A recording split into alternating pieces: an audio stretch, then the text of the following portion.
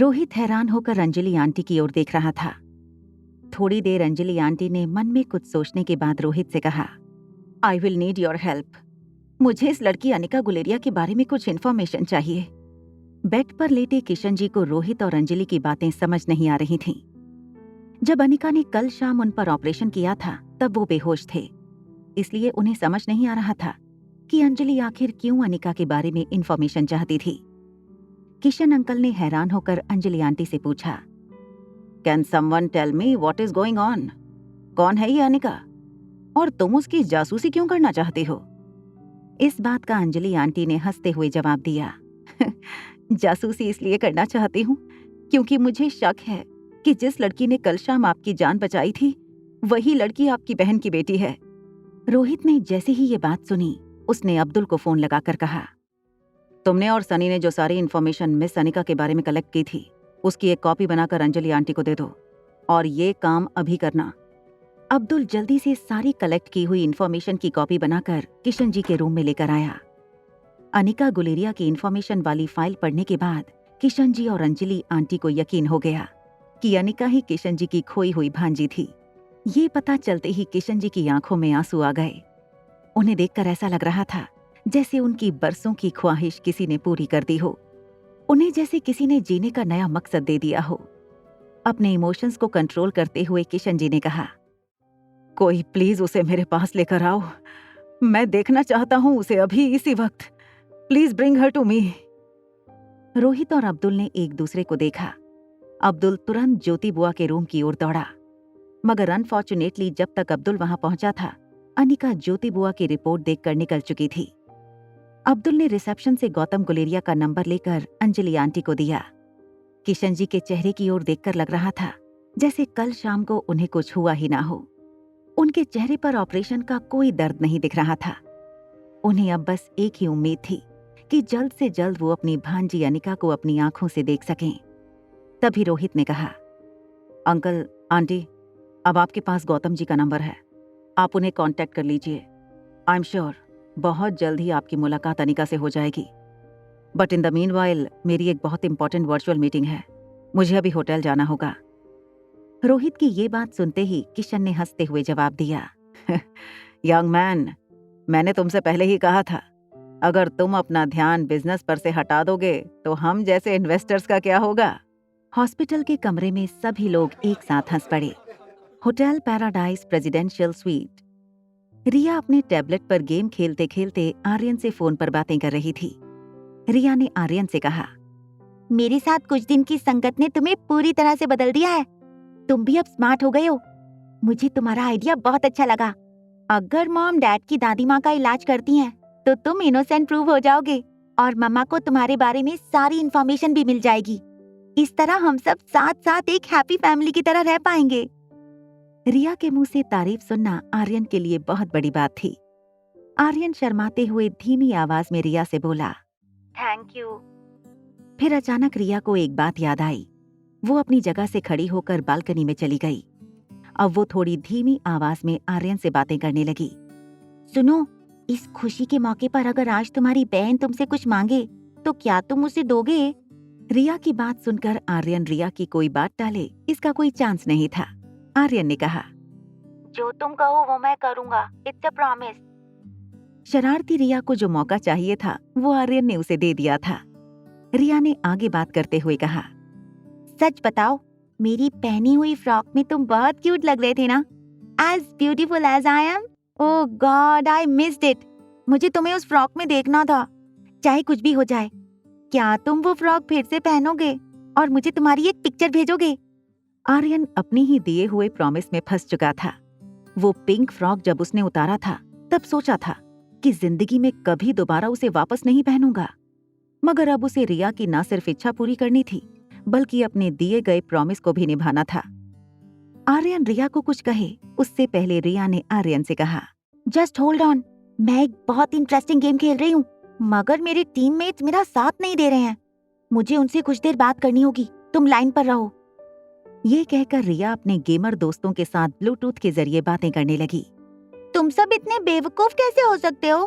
तुमसे कितनी बार कहा है, तुम लोग सिर्फ वो करो जो मैंने इंस्ट्रक्शंस दी है। किसी भी टीम में खेलने का पहला नियम ये होता है कि कैप्टन की कही हर बात को मानना होता है, और अगर तुम ये नहीं कर सकते तो तुम मेरी टीम में भी नहीं खेल सकते। Superstar Anderson and Sagar 83, you both are out. बाकी टीम भी सुन लो, मैं कम प्लेयर्स के साथ भी गेम जीत सकती हूँ, मगर जो प्लेयर्स मेरा साथ नहीं दे सकते उन्हें मैं टीम में भी नहीं रख सकती। अगर तुम्हें चैंपियनशिप जीतनी है और मेरी टीम में खेलना है तो वही करो जो मैं कहती हूँ। ये सब सुनकर आर्यन को अपनी बहन रिया के लिए बहुत प्राउड फील होने लगा। आर्यन कहीं ना कहीं चाहता था कि रिया की ये सारी क्वालिटीज आर्यन भी अपना सके। टीम को इंस्ट्रक्शंस देने के बाद रिया फिर से आर्यन से बातें करने लगी। रिया ने कहा, हाँ तो ब्रदर कहाँ थे हम? हाँ तो तुम्हें अपनी प्रॉमिस निभानी है और वो पिंक ड्रेस पहनकर मुझे एक पिक भेजनी है।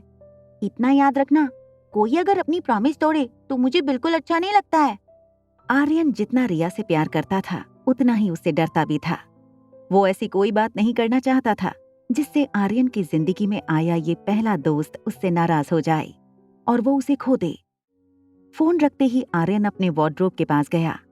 वो बिल्कुल नीचे के ड्रॉर में वो पिंक ड्रेस ढूंढने लगा। उसने वो पिंक ड्रेस ऐसी जगह पर रखी थी जहां रोहित की नजर ना पड़े, मगर आज उसे वो ड्रेस वहां मिल नहीं रही थी। आर्यन हैरान हो गया, अभी एक दिन पहले रखी ड्रेस कैसे गायब हो सकती है? उसके रूम में साफ सफाई करने वाले लोगों को स्ट्रिक्ट इंस्ट्रक्शन थी कि किसी भी चीज को यहाँ वहां ना करें। आर्यन को समझ नहीं आ रहा था कि ड्रेस कैसे गायब हो सकती थी।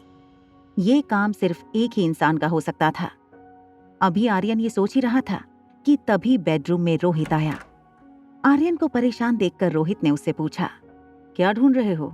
क्या मैं तुम्हारी मदद कर सकता हूँ? ड्रेस न मिलने की वजह से आर्यन बहुत टेंशन में था। उसे लग रहा था कहीं रिया की दी हुई प्रॉमिस टूट ना जाए। आर्यन ने अपने ही टेंशन में रोहित से कह दिया, मैंने यहाँ एक ड्रेस रखी थी, अब वो मिल नहीं रही है। दरअसल रोहित ने जब आर्यन का ड्रॉर खोला था तब उसे ये ड्रेस मिली थी। रोहित ये देखकर बहुत परेशान हो गया था कि आर्यन के वार्डरोब में एक लड़की का फ्रॉक क्या कर रहा था। रोहित ने नौकरों से कहकर वो ड्रेस डिस्पोज कर दी थी। रोहित आर्यन के पास बैठकर बड़ी शांति से आर्यन को समझाने लगा, देखो बेटा, वो जो ड्रेस थी वो तुम्हारे लिए नहीं थी। तुम नहीं पहन सकते वो ड्रेस, इसलिए मैंने वो ड्रेस किसी को दे दी। ये बात सुनते ही आर्यन रोहित से चिढ़ गया। उसने रोहित से कहा, बिना पूछे आपने मेरी कोई चीज किसी को कैसे दे दी? आप ऐसा नहीं कर सकते। आपको ये नहीं करना चाहिए था। आप ही ने बनाया हुआ रूल आपने तोड़ा है। आप ही ने सिखाया था बिना इजाजत किसी भी चीज को हाथ नहीं लगाते। फिर आपने मेरी चीज को कैसे हाथ लगाया और उसे किसी और को दे दिया? नो वंडर मॉम आपसे इतनी चिढ़ती क्यों है? आप हो ही ऐसे। आर्यन के मुंह से ये बात सुनकर रोहित को डबल झटके लगे। एक तो ये कि आर्यन ने पहली बार रोहित से इतने गुस्से में बात की थी, और दूसरी ये कि अनिका ने आर्यन से कहा था कि उसे रोहित पर चिढ़ होती है। रोहित ने अपने गुस्से को कंट्रोल करते हुए आर्यन से पूछा, क्या अनिका जी ने खुद कहा कि वो मुझसे नफरत करती हैं? आर्यन ने तुरंत जवाब दिया, हाँ, and even I hate you. Aryan की आवाज सुनकर सनी भी दौड़कर कमरे में आ गया। उसने रोहित को शांत रहने का इशारा किया। आर्यन की बातों को सुनकर रोहित को ऐसा लगा कि अगर सचमुच अनिका रोहित से नफरत करती थी तो फिर वो बार बार आर्यन के करीब आने की कोशिश क्यों कर रही थी? आज किशन अंकल और अंजलि आंटी से जो कुछ भी अनिका के बारे में पता चला था, उससे रोहित के मन में अनिका के लिए कंफ्यूजन और भी बढ़ गया था। अनिका के ख्यालों को मन से निकालते हुए रोहित ने आर्यन का गुस्सा शांत करते हुए कहा, आज शाम मेरे दोस्तों ने एक छोटी सी डिनर पार्टी रखी है, क्या हम बाप बेटे साथ चलें? आर्यन ने रोहित की बात का जवाब नहीं दिया, मगर सनी ने आर्यन को चीयर करते हुए कहा, ऑफ कोर्स हम सब चलेंगे, बड़ा मजा आएगा, क्यों आर्यन? आर्यन ने कोई जवाब नहीं दिया। उसे अपनी ड्रेस खो जाने का बहुत अफसोस था। Presidential suite 2402। अनिका अपने पापा गौतम गुलेरिया से फोन पर बातें कर रही थी। फोन पर अनिका पापा की किसी बात से बेहद शॉक हो गई थी। उसने हैरान होकर कहा, मेरे मामा मुझसे मिलना चाहते हैं, मगर मैं तो उन्हें जानती तक नहीं। क्या आपको यकीन है कि वो जो कह रहे हैं वो सच है? गौतम ने अनिका की इस बात का जवाब दिया, अब सच कह रहे हैं या झूठ वो तो आकर पता चलेगा। उनका फोन आया था, उन्होंने तुम्हारी माँ का नाम दिया और तुम्हारे बारे में पूछा। और कहा कि अभी थोड़ी देर में वो घर आएंगे तुमसे मिलने, तो तुम आकर मिल लो उन्हें और खुद ही पता कर लो कि वो सच कह रहे हैं या झूठ। ये कहकर गौतम ने फोन काट दिया। गौतम की बातें सुनकर अनिका बहुत हैरान हो गई थी।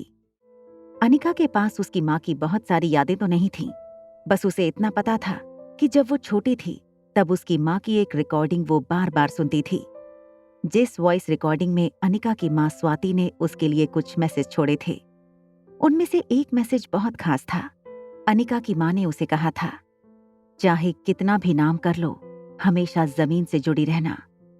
तुम कौन हो और क्या कर सकती हो ये लोगों को मत बताना, बस खुद ही याद रखना कि तुम कौन हो और क्या कर सकती हो। सालों बाद अनिका की माँ की फैमिली से कोई अनिका से मिलने आया था। अनिका के मन में भी उन्हें मिलने की क्यूरियोसिटी जागी थी। आज तक वो अपनी माँ के किसी रिश्तेदार से नहीं मिली थी। डिलीवरी के बाद हॉस्पिटल से जो उसे अपने साथ बेंगलुरु ले गई थी, वो भी उसकी माँ की मुंह बोली बहन थी। अनिका ने फोन उठाया और गुलेरिया हाउस के लिए टैक्सी बुक करवा ली। गुलेरिया हाउस। मनीषा और कामिनी को अनिका के नए रिश्तेदारों के बारे में सुनकर ताज्जुब हो रहा था। अचानक इतने सालों बाद अनिका के मामा कहाँ से आ गए? मनीषा ने गौतम से पूछा, क्या कभी स्वाति ने अपनी फैमिली के बारे में तुम्हें कुछ बताया नहीं था? गौतम ने कुछ याद करते हुए मनीषा की बात का जवाब दिया। जब हम पहले पहले मिले थे तब मैंने पूछा था। उसने कहा था कि उसकी फैमिली पहाड़ों की उस तरफ रहती है। बहुत गरीब फैमिली से थी वो, और जब से वो फैमिली छोड़कर आई थी उसने दोबारा उन्हें कांटेक्ट नहीं किया था। बस इससे ज्यादा कुछ नहीं जानता मैं उसकी फैमिली के बारे में। मनीषा ने गौतम की ये बात सुनकर तुरंत उसे ताना मारा। बिना किसी के खानदान का पता किए शादी करने का नतीजा देख लिया। माँ तो माँ, बेटी ने भी जीना मुश्किल कर दिया है हमारा। कामिनी सोफे पर लेटकर अंगूर खा रही थी। उसने गौतम से सवाल किया, मगर आज अचानक अनिका के मामा मामी यहाँ क्यों आ रहे हैं? माँ, मुझे तो लग रहा है वो लोग कहीं हमसे आकर पैसों की भीख ना मांगने लगें। दरअसल गौतम को भी यही सवाल कब से सता रहा था। गौतम ने कामिनी के बात का जवाब देते हुए कहा, हाँ, फोन पर वो औरत कह तो रही थी कि अनिका के मामा इस वक्त बहुत बीमार हैं और हॉस्पिटल में हैं। पहले आ तो जाने दो, देखो क्या बात करना चाहते हैं। मनीषा ने बड़ी ही सख्त आवाज में गौतम से कहा, देखो, पहले ही कह देती हूँ, उन भिखमंगों ने अगर पैसे मांगे तो एक भी रुपया देना मत। जिसके मामा मामी हैं वो ही पैसे दे, हम क्यों दे? मनीषा की इस बात पर गौतम भी भड़क कर बोला, तुम तो मुझसे ऐसी बात कर रही हो जैसे उन्होंने मुझसे पैसे मांगे और मैंने तिजोरी खोलकर उनके सामने रख दिया। गौतम को भड़कता देख मनीषा ने उसे शांत करते हुए कहा, ठीक है, अब अपना बीपी बढ़ाओ मत, और हाँ, नौकरों से कह दो कि सैनिटाइजर का डिब्बा साथ में ही रखें। पता नहीं कैसे होंगे ये अनिका के रिश्तेदार। कामिनी ने कहा, उनके आते ही पहले मैं उन पर सैनिटाइजर छिड़क दूंगी, उसके बाद ही उन्हें अंदर आने देंगे।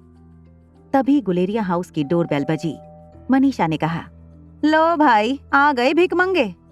कामिनी दौड़कर किचन में गई और सैनिटाइजर का एक बड़ा सा डिब्बा लेकर बाहर आई। उसने मनीषा को दरवाजा खोलने से रोकते हुए कहा, मैं खोलती हूँ। कामिनी ने दरवाजा खोलते ही सामने खड़े शख्स पर सैनिटाइजर छिड़कना शुरू कर दिया, मगर दरवाजे के सामने खड़े शख्स पर नजर जाते ही कामिनी चौंक गई।